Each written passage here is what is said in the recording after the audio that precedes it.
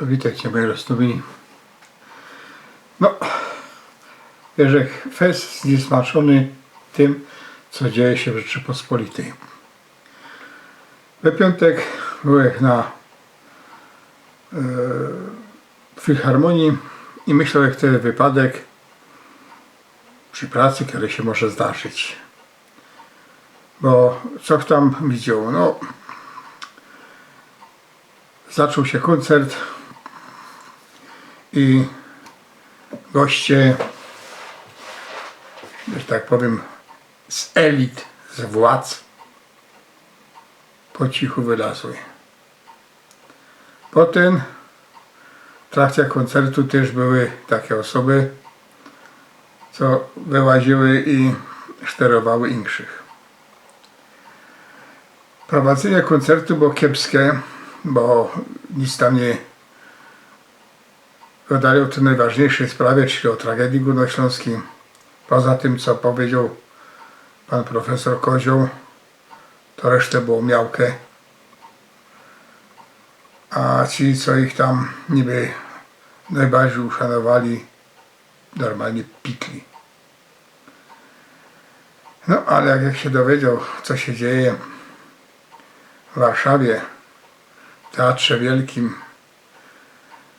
ja by z moją chętnie poszło na taką galę, podziwiać się i posłuchać muzyki i podziwiać się teatrowi, baletowi i tak dalej, bo się lubuję w tym.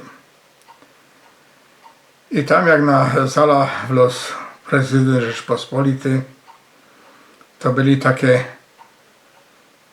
ciężko to powiedzieć, elity i elity bez kindersztuby, które zaczęli buczeć. Prezydent nie jest z mojej opcji politycznej. Nie mam do niego estymy, choćby z kuli tego, że nie chciał podpisać ustawy o języku śląskim i wiem, że nie podpisze.